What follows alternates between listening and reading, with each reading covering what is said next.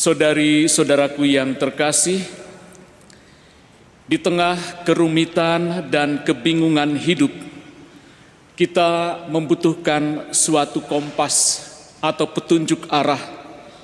Dan kita sebagai orang beriman, petunjuk arah yang sangat pasti adalah sabda Tuhan yang akan mampu menyinari, menerangi langkah-langkah kita dan memberikan arti hidup yang sejati.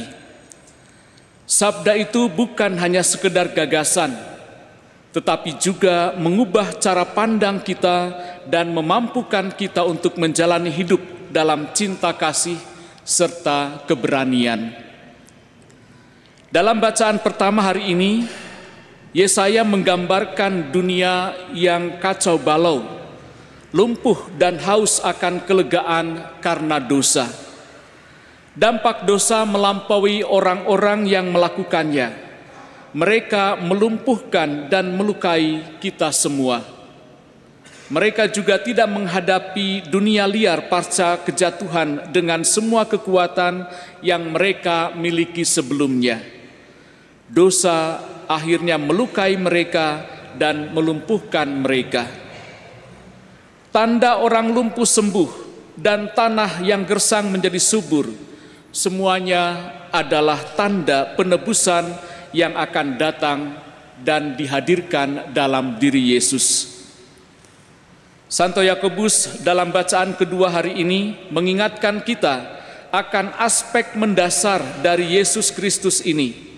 Dia menghargai kita bukan karena penampilan, berapa banyak uang yang kita miliki atau seberapa populer kita, dan macam-macam hiasan yang mungkin kita miliki.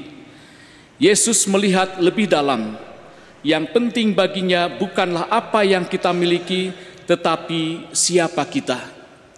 Kita adalah anak-anak Allah, diciptakan menurut gambar dan rupanya, dan membutuhkan anugerah keselamatannya. Dan jika itu yang penting bagi Yesus, maka itulah yang seharusnya penting juga bagi kita para pengikutnya atau anggota gerejanya.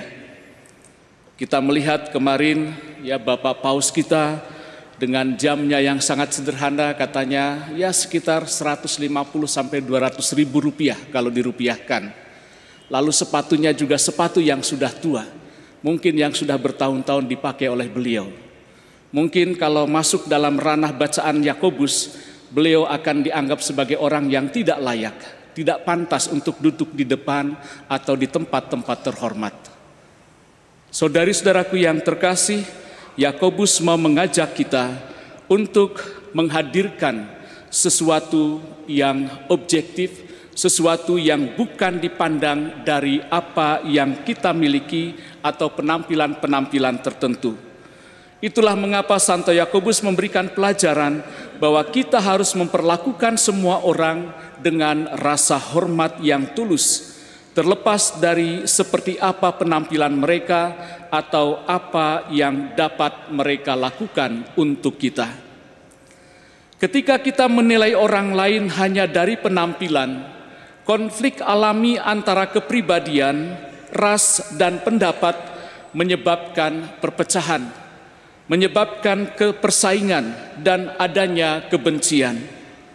Tetapi ketika kita menyadari bahwa di dalam Kristus kita semua adalah saudara dan saudari, kita menjadi lebih mampu untuk menyembuhkan perpecahan, mengubah persaingan menjadi kemitraan, dan mencegah kebencian dengan rasa hormat yang tulus.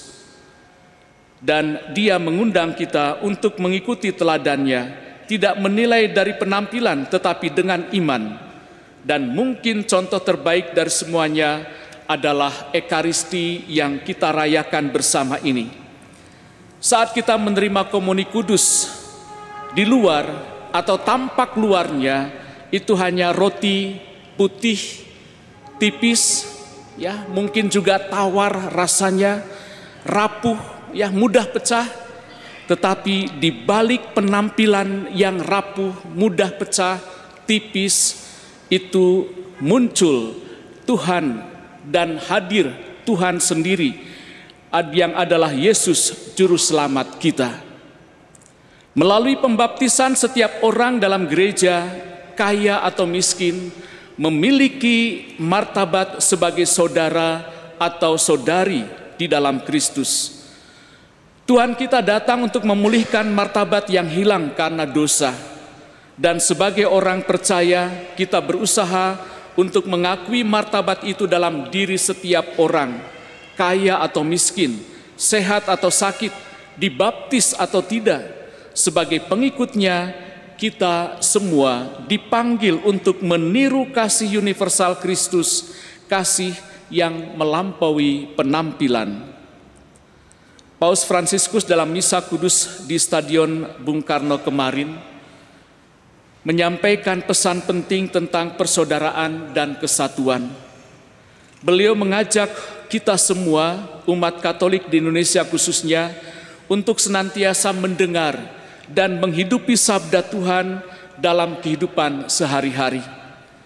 Paus menekankan pentingnya menghadirkan sabda Tuhan dalam tindakan nyata, berani mengambil resiko dalam mengasihi, dan tidak menyerah pada ketakutan serta kebiasaan buruk.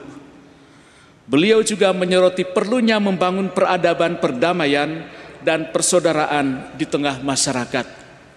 Dan ini sungguh ditunjukkan oleh beliau. Beliau menyapa setiap orang. Ya, mungkin saya membayangkan ketika kemarin pulang menuju bandara gitu ya. Mungkin maunya beliau berlama-lama menyapa umat, menyapa siapapun masyarakat yang mengucapkan selamat jalan. Ya, tetapi mungkin karena jam dan protokoler tertentu lalu harus cepat-cepat buru-buru. Dan yang menarik lagi ketika sampai di bandara, ya, beliau menyalami para petugas bandara. Orang-orang yang mungkin untuk menyalami atasannya saja sesuatu yang jauh. Sesuatu yang mungkin sulit untuk didapatkan. Tetapi beliau menyapa, menyalami, menumpangkan tangan di atas kepala mereka. Dan sungguh ini menunjukkan suatu persahabatan yang luar biasa. Paus memperlakukan setiap orang, bahkan mereka para pekerja yang mungkin sederhana, ya, dipandang, diperlakukan secara manusiawi. Sungguh suatu tindakan kasih yang amat luar biasa. Terkadang kita membiarkan kesulitan ini berubah menjadi keputusasaan. Kehadiran aktif dan tekad Allah di dunia memberi kita harapan tak terbatas bagi orang lain. Tidak ada jiwa yang terlalu keras untuk diubah oleh kasih dan pengampunan Kristus. Ada satu kalimat yang sungguh menarik yang saya dapatkan. Pendosa terbesar seringkali menjadi orang suci terbesar. Meskipun seseorang tampak tuli terhadap firman atau kehidupan firman Tuhan dan tidak dapat menanggapi undangan Roh Kudus, keyakinan kita tidak boleh goyah. Karena Yesus membuat orang tuli mendengar dan orang bisu dapat berbicara. Kita diingatkan Tuhan bahwa Tuhan ingin menyembuhkan kita dari kelemahan kita. Tuhan kita ingin datang secara pribadi dan melakukannya. Tuhan ingin menyentuh kita dan menyembuhkan kita. Kita melihat itu dalam Injil hari ini. Tuhan mengambil sifat manusia karena Dia ingin menyentuh kita dan menyembuhkan kita melalui sifat kemanusiaan kita. Tuhan masih ingin menyentuh dan menyembuhkan kita. Maka mari kita bersyukur dalam menerima Ekaristi hari ini bahwa Tuhan kita ingin dekat dengan kita, ingin menyentuh kita, dan ingin hadir di dalam kehidupan kita sendiri. Mujizat-mujizatnya bukanlah tujuan pelayanannya. Itu hanyalah suatu tanda, kredibilitas, konfirmasi kebenaran ajarannya, bahwa ajarannya itu sungguh nyata dalam kehidupan manusia. Ajakan untuk percaya, patuh, dan setia mengikutinya. Semoga kita sungguh semakin mempercayai Tuhan kita dan kita juga semakin yakin bahwa Dia selalu ada dalam kehidupan kita. Tuhan memberkati.